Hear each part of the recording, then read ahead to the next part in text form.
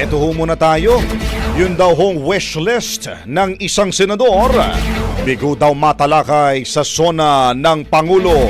Brigada Ann Cortez, ibrigada mo! Nagustuhan umano ni Senator Alan Cayetano ang naging tono ng pagiging totoo ni Pangulong Ferdinand Marcos Jr. sa kanyang State of the Nation address. Well, personally, I like the tone of complete honesty. Siguro yung tatlong tumatak kaagad is one, yung honesty, especially dun sa flood control. And katulad ng lahat ng leaders natin na nagsabing may mananagot, the key there is may managot talaga.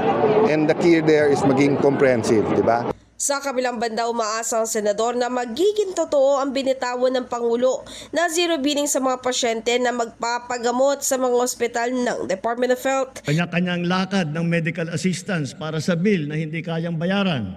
Kaya sa lahat ng aking binanggit na mga haligi na itaguyod na natin, ang bahaging sasagutin ng PhilHealth, ang sari-saring pondo na pamahalaan para sa medical assistance kagaya ng MAIP, PCSO at PAGCOR, at ang karagdagang pondo na ibibigay pa natin sa mga DOH hospital, areglado na ang lahat sa ospital pa lang. Wala na ang kailangang pampuntahan o lapitan pa. Ito po,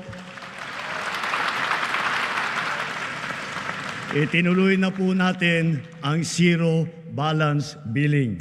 Libre po.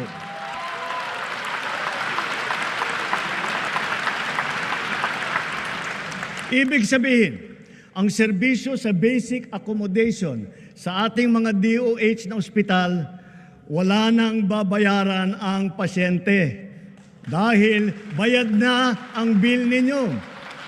Uulitin ko, wala nang kailangan bayaran ng pasyente basta sa DOH ospital dahil bayad na po ang bill ninyo. Samantala, bagamat fully satisfied daw siya sa dami ng issue na natalakay ni Marcos, may iisa pa rin siyang panalangin na naligtaan daw kasama ng Pangulo sa SONA, at ito nga ang pag-anunsyo ng total ban ng e-gambling.